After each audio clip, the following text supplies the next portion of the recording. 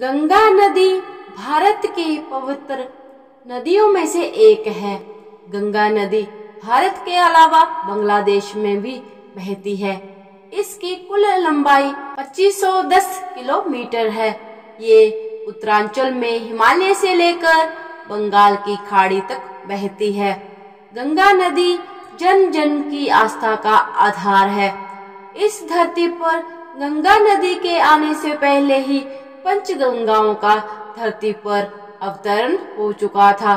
जहाँ पंचगंगाओं का अवतरण हुआ था वो जगह पंचनद तीर्थ के नाम से जानी जाती है। आज की इस वीडियो में हम जानेंगे कब और कैसे हुआ पंचगंगाओं का धरती पर अवतरण। आदिकाल में ऋषि शालकायन हुआ करते थे। ऋषि शालकायन का एक पुत्र हुआ जिसका नाम शिलाद मुनि था। मुनि शिलाद बाल ब्रह्मचारी थे।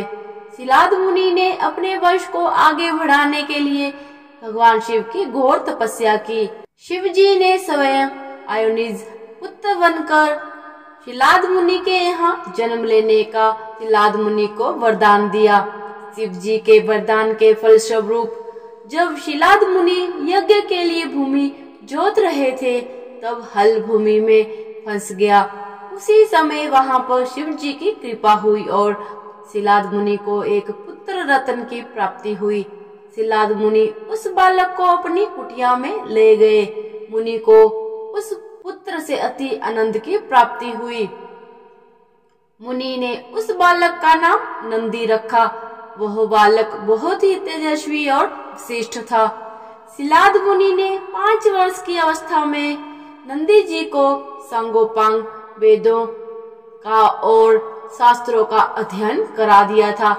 नंदी जी ने 7 वर्ष की अवस्था में शिव जी की घोर तपस्या प्रारंभ की।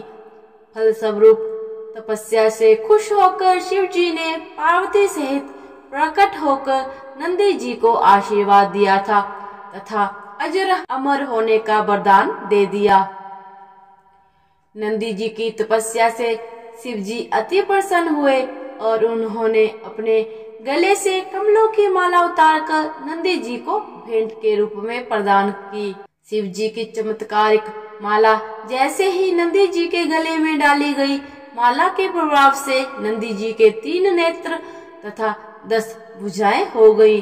भगवान वृषभध्वज ने अपनी जटाओं से हार के समान निर्मल जल ग्रहण कर नदी हो ऐसा कहकर जल को नंदी जी पर छिड़क दिया। उसी जल से 5 शुभ गंगाओं का धरती पर अवतरण हो गया।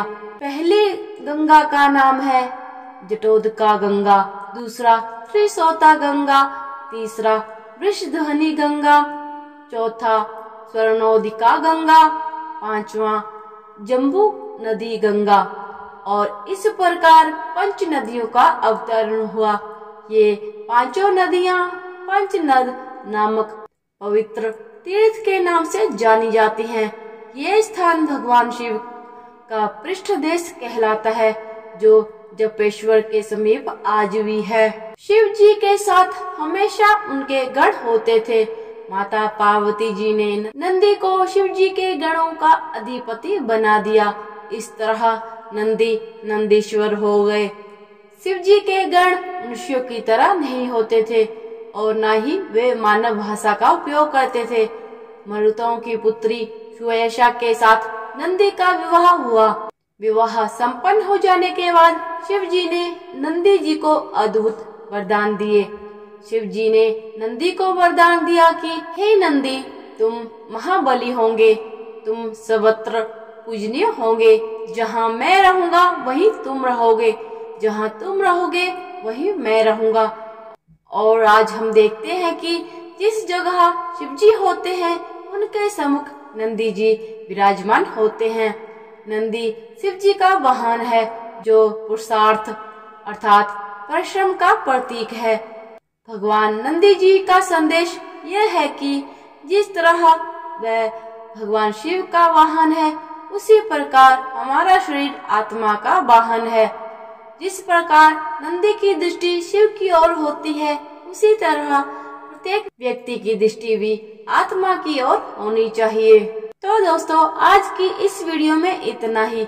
वीडियो पसंद आए तो इसे लाइक जरूर कीजिएगा और ऐसी ही धार्मिक और आध्यात्मिक वीडियो को सुनने के लिए मेरे चैनल को सब्सक्राइब करना ना भूलें। हरे कृष्णा, धन्यवाद।